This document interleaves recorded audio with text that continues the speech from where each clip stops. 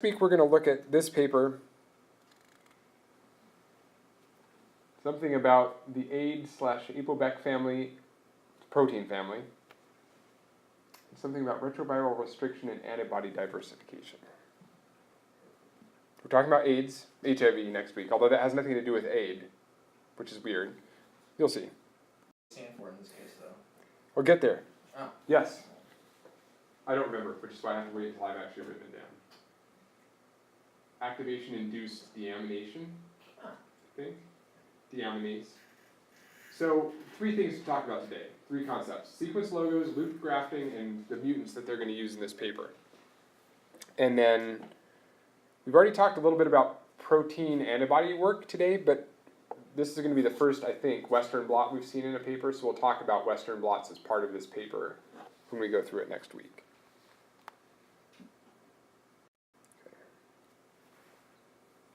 So this is the family of proteins that we're dealing with next week. There's a big group of genes that encode proteins that are nucleic acid cytidine deaminases. What does that mean? That means they do this. They take that amine group and they deaminate. So they take something that's deoxycytidine, a nucleic acid, and they turn it into deoxyuridine. So it mutates DNA. Takes C's and turns them into U's. Cytidine to uracil. Uridine, in this case. How is that possible? Wouldn't that turn into RNA? It's organic chemistry. Isn't that bad? If you've got DNA and you've deaminated cytidine? I would assume so. That's mutation. Yep. So that's why it's bad. Or is it bad? That's what we're going to get to next week. So this is a particular protein that's, they call A3G. It stands for ApoBec 3G. And I actually don't know what ApoBec stands for, so please don't ask. And the point is that this family of proteins, this is the domain structure. That is, if you look at the protein from amino terminus to C terminus, it's got these different regions that do different things. The zinc fingers are usually DNA binding domains. So you can bet this is a protein that binds DNA sequences. And then it's got a catalytic domain, the domain that actually does the chemistry. So part of the protein is responsible for binding to DNA. Another part of the protein is responsible for doing the chemistry. This is what ApoBec 3G does. So ApoBec 3G is normally found in cells, and it gets packaged into HIV-bearing virions if you're infected with HIV. This protein, A3G, travels with the viral genome into a new cell, a cell that HIV is trying to infect. And if that happens, then A3G does this mutation thing, turns C's into U's in the viral genome. So it hypermutates, or it makes the HIV's RNA genome get lots of uracils or uridines where C's used to be. Presumably, that kills the HIV. If you get enough ApoBec 3G mutating the HIV genome enough, it breaks a lot of the proteins that HIV needs to replicate. So ApoBec 3G is a protein we have, and it's a good protein for us, especially if you're exposed to HIV. That's not the end of the story, though, because HIV fights back. HIV has this protein called VIF, which it uses to destroy ApoBec 3G. So HIV packages the HIV genome encodes the gene for the protein VIF. And VIF then destroys ApoBec 3G, the virus can replicate. So it's a war. It's an arms race. The ApoBec 3G is trying to mutate the HIV genome. The HIV is trying to destroy ApoBec 3G so it can replicate. It's classic, this has been known for a while in HIV. Okay. So ApoBec 3G is one of the proteins that this paper focuses on. It does this. It mutates DNA. In particular, it mutates, among other things, the HIV genome.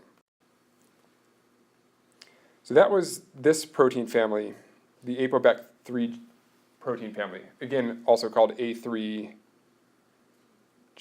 if we're talking about ApoBec3G. Okay. So here's a little bit about what's known about it. The cartoon shows what we've already talked about. But it's really interesting. A3G here has a particular DNA sequence shown beneath that it recognizes and mutates. So it basically, if I may anthropomorphize for a bit, tries to find CCC in DNA, and it mutates that third C to U. So it's a recognition sequence, basically. It's looking for CCCs, it mutates the third C to a U. There's a related protein, ApoBec3F, shown next to it that recognizes a different sequence, but does the same reaction. So it looks for TTC and turns it to TTU. So two related proteins, but two different targeted sequences they're targeted to. CCC versus TTC. Okay. So this is a figure from next week's paper, by the way. It's one of the introductory figures. They talk about two different levels of targeting, and that's what's shown here, global targeting. That is the idea that this protein, ApoBec3 on the left, gets targeted to HIV particles, like I described. So somehow this protein gets put into HIV, where it recognizes, depending on whether or not you're A3G or A3F, one of those two trinucleotides, and mutates them. Then there's this other related protein, AID, which again I think was activation-induced deamination.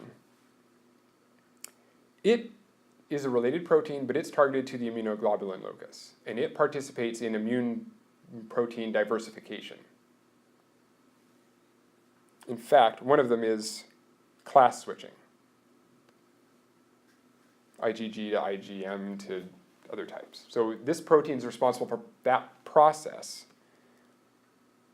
And it recognizes a third nucleic acid sequence, WRC. So this is the big question for next week. How do these proteins that are members of they look very similar in protein structure, they're different genes, different proteins. What mechanism targets them globally, one to the immune locus in the nucleus, and one to HIV particles? And beyond that, at local targeting, how specifically do these different proteins get their specific DNA sequence that they target for mutation? What about the protein structure, or what about the gene, causes them to recognize slightly different nucleic acid sequences to mutate? Right. So all three of these proteins do this C to U mutation. They recognize three different sequences, and they work in two different places, one in the nucleus, one in HIV. So that's the goal of next week's paper. That's the big question. Questions at this point?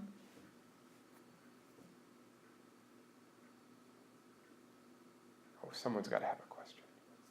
We're almost done. Okay, thank you. Enter the degenerate nucleotide code.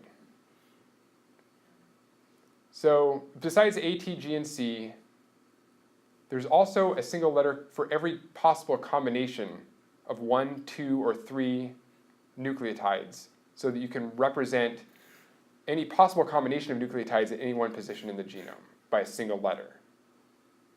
N at the bottom stands for N base. Yeah, see what they did there? You see what they did? Yeah. I can't remember the threes, C, T, or G, the B, D, H, V. I can't remember those. The rest I can, so I'll tell you how this works, in case it helps you memorize these, although it's not really important. R are the purines. See what they did? Yeah, sorry. Y is pyrimidines. S is strong, the nucleotides that make 3 hydrogen bonds. W is weak. Oh, actually, I don't know K and M either. Sorry. Oh. Yeah, I'm not gonna force it. That's all I know. The rest you're on your own. I'm sure there are reasons they chose those letters for those other ones, but okay. So I remember those ones. You don't have to. It's just for your education. And these are all in the lecture slides that are on Blackboard, as well as in what I'm recording that I'll upload to YouTube like normal. Okay. So this is one type of figure that they show in this paper. And we might see this again. So I made an exercise. What is a sequence logo? Apparently that. Apparently this. So let's make one. It's a way to represent, remember last week we talked about consensus sequences? Yes. On average, this is kind of the DNA sequence that a protein binds to. This is one way to identify consensus sequences. So you start with something that looks like an amino acid or a nucleic acid sequence alignment. So here's an alignment of 4 different protein sequences. And supposedly, I've lined them up so that we're looking at homologous positions. That is, each of those, they're lined up in such a way that the 4 proteins are related to each other. Do you see any similarities between these 4 sequences? N-terminus on the left, C-terminus on the right. There's 4 different protein sequences. Call it polypeptide. So here's how you make a sequence logo. Although people do this computationally. So here's position 1. There's an E, there's a Q, there's a C, and there's an M. Are any of those common? No. So 4 unique ones. So I'm going to write 25% of the time, probability there, 25% of the time I get an E. So I write an E that's 25th or a quarter of the height. 25% of the time there's a Q. 25% of the time there's a C, and 25% of the time there's an M. So I stack them all on top of each other. So we're representing how likely it is that each of those amino acids occurs at every position by its height.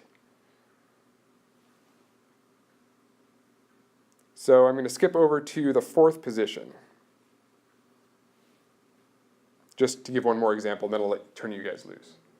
So here we've got leucine in the top, and then 3 that share isoleucine. So I would make, and it doesn't matter whether or not you write the big letter on the bottom or on the top, but I would write an I that's 3/4 and then an L on top. Okay. So that's sequence logo. I wonder.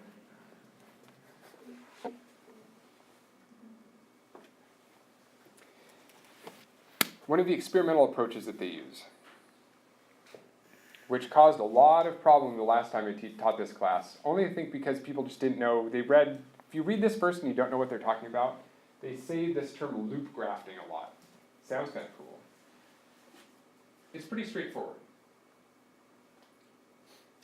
This is the protein structure of this general class of protein, family of protein. This is generally what ApoBec3G, ApoBec3F, and A all look like.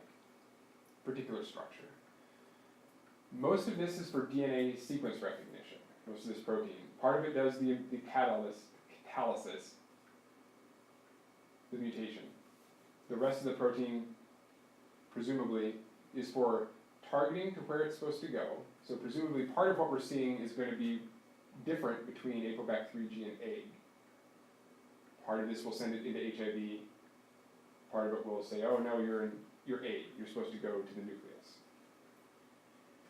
And they think they know that there's a particular loop in this 3D structure that's important for that specific DNA sequence that they recognize. CCC, C, and then it mutates the 4th C to U, that sort of thing. So there's presumably, and this is true for most DNA binding proteins, there's a sequence in the protein that directs it to a specific binding sequence. DNA binding sequence. So what they want to do is take, remember, this is what ApoBec3G, ApoBec3F, and AID all look like at the protein structural level, more or less.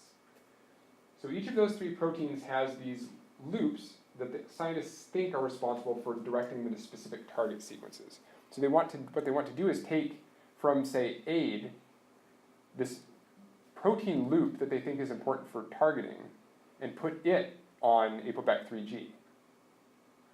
And ask, if you take ApoBec3G but you replace its targeting loop with ApoBec3Fs, does that send it somewhere else in the cell? Everybody okay with that concept? So they're going to artificially take bits of protein and switch them and see how that affects where the protein goes and how it functions. So that sort of relates back to the local versus global. Yes. So Global. they're interested in both, but they're interested primarily, I think, in local, which do the parts of the protein that direct them to specific nucleic acid sequences, can they switch them from one family member to the other and make ApoBec3G act like it's ApoBec3F. So, and again, this is last slide of the night. This is another figure from the paper we're reading next week, but it is really important, I think, for understanding the terminology that they use. See all these letters, A3FL, A3GL, they use this a lot. So this is what they're doing.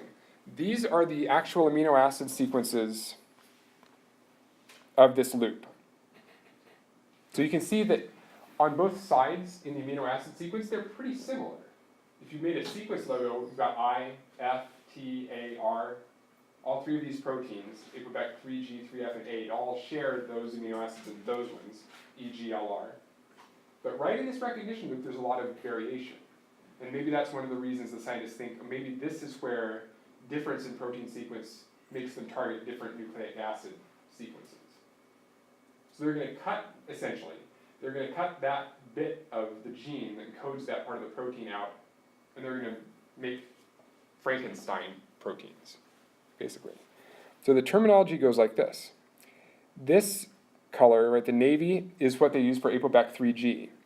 So here, what they've done is they've taken ApoBec3G, and they've put on the 3F loop, right? That's that yellow color.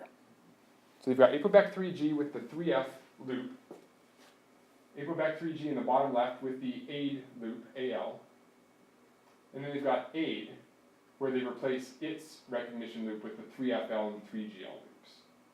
So they've got the three wild-type proteins, 3G, 3F, and AID, and they've got these four loop graft mutants that they call. And they're just going to ask, do those four loop grafted proteins work similarly or differently to the original proteins? They've got one more mutant, the E259A mutant. Is everybody, well, I shouldn't ask. Nomenclature for mutations. What does this mean?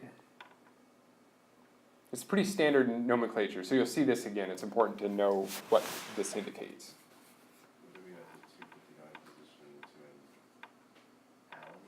So it's amino acid position 259. So if you start at the N terminus with amino acid 1, you go through the protein sequence. At the 259th amino acid, it was,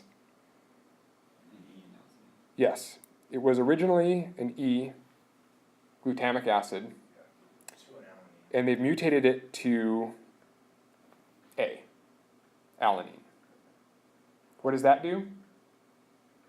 If it's a catalytic residue, which this is, that E, glutamic acid, was important in catalysis of something, binding probably the mutagenesis. They've made it something totally different, an uncharged nonpolar amino acid, alanine. So they've broken the function of the protein. That's another mutation that they're going to study.